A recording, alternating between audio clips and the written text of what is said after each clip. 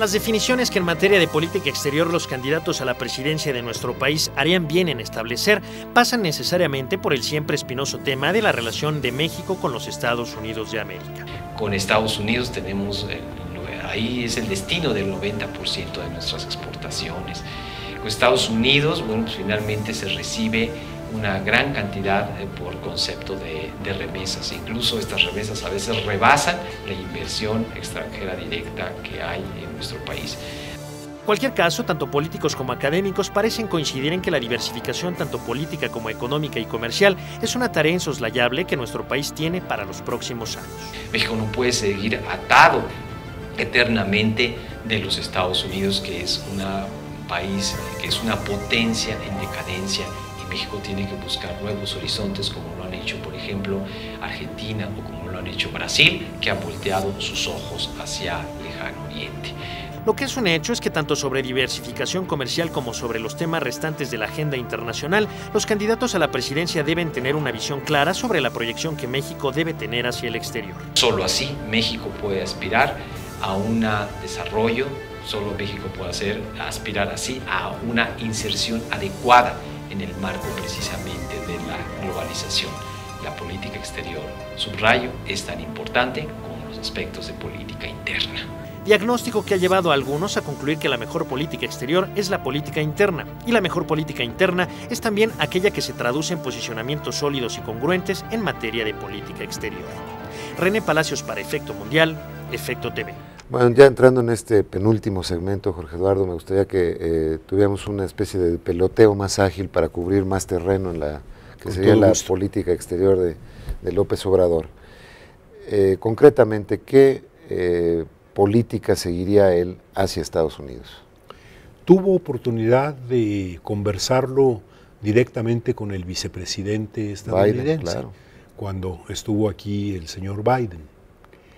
El énfasis, que fue el que también mencionó a la prensa inmediatamente después de esa conversación, es que se buscará un nuevo acento para la relación bilateral con Estados Unidos. Desde luego se reconoce que es la relación bilateral más importante para México y no es necesario abundar en las razones para ello. Al mismo tiempo se señala que no debe ser, como en ocasiones ha parecido, la única o la única importante, y que se requiere mover el acento de las cuestiones de seguridad, de la cooperación fundamentalmente en cuestiones de seguridad, de combate al crimen transnacional organizado, de cooperación policíaca y militar, hacia un enfoque más amplio de cooperación para el desarrollo. Finalmente, Estados Unidos y México, junto con Canadá, están asociados en un esquema subregional de libre comercio que tiene muchas características de un esquema de integración, excepto la más importante, la de las acciones para reducir las asimetrías entre los miembros. En ese capítulo al NAFTA le gustaría a Andrés Manuel meter algunos ingredientes nuevos para hacerlo más amplio, de un calado mayor.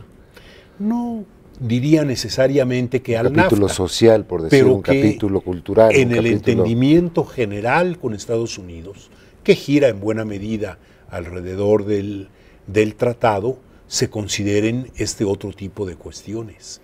Y sobre todo, se reduzcan las brechas, porque si de algo va a servir un esquema de cooperación subregional norteamericano, no es para acentuar, como ahora ha ocurrido, las distancias económicas, de bienestar, de niveles de vida entre sus tres participantes, sino para acercarlas, para estrecharlas. Él trae un planteamiento de visión norteamericana, digamos, de una comunidad norteamericana que precisamente ayude a que esas brechas se puedan ir disminuyendo.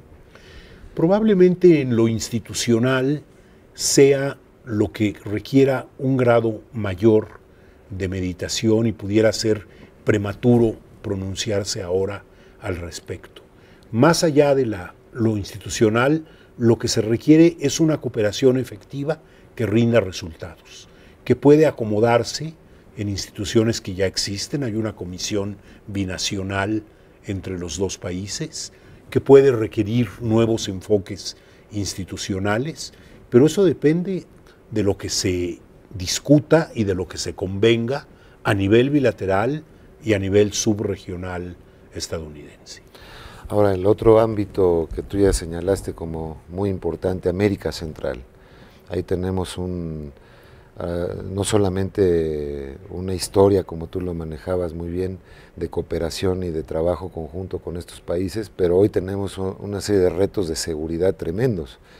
La descomposición que ha generado el crimen organizado en varios de estos países y bandas muy concretas en algunos de ellos, comienzan a constituirse en un tema de prioridad de seguridad nacional para México, más allá de convenios de cualquier otra naturaleza, sean culturales o científicos, universitarios, en fin.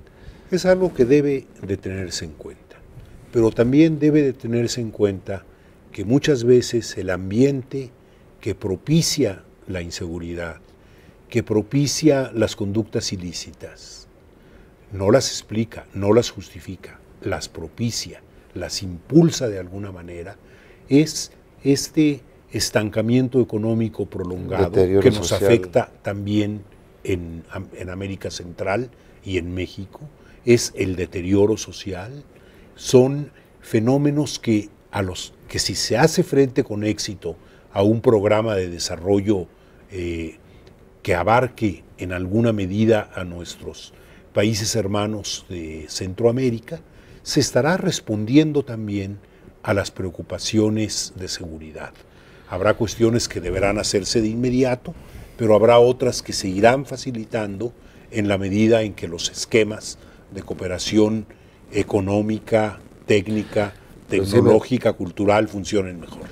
Sin embargo, el próximo presidente de México tomará posesión el 1 de diciembre y pues hay asuntos que ya están explotando, o ya explotaron de hecho, como es el tema de las grandes bandas de criminalidad que se están gestando en América Central, los flujos y uso incluso muy deshumanizado de migrantes, la explotación que se hace a lo largo del trayecto centroamericano y después al entrar en territorio mexicano, cosas espantosas que hemos visto en los últimos años. En este tipo de terrenos, digamos, habría que construir una red, por decirlo de alguna manera, con nuestros amigos centroamericanos para poder ir avanzando en algún tema. ¿Hay alguna tesis ya desarrollada o es algo que se verá más adelante por parte Desde luego son cuestiones que no pueden desatenderse, que demandan un mínimo institucional de continuidad. No, la palabra no es continuidad, de coordinación para que la transición de un gobierno a otro se dé de manera que no provoque dificultades en el manejo de las cuestiones urgentes. Y esto se aplica no solo a Centroamérica, sino probablemente, quizá con menor dramatismo, también a otros ámbitos. El movimiento progresista tendría confianza en que el actual gobierno facilitaría una transición lo más adecuada posible para que no tuviera el costo del tránsito, que no hubiera un costo de rompimiento que en ocasiones podría ser difícil de manejar. Ahora, desde luego, el signo y la orientación del trabajo son diferentes. Y se pondría más énfasis en cómo llegar, atendiendo a las urgencias, a los objetivos de mediano y largo plazo, y no suponer que la urgencia misma es el único objetivo que existe. Claro, que hay una alianza para el desarrollo sin dejar de ver la parte urgente, digamos. Creo Vamos que a tener que hacer un pequeño corte, un último corte, y regresamos con algunas conclusiones y un par de preguntas, creo, relevantes para el embajador Navarrete. Regresamos.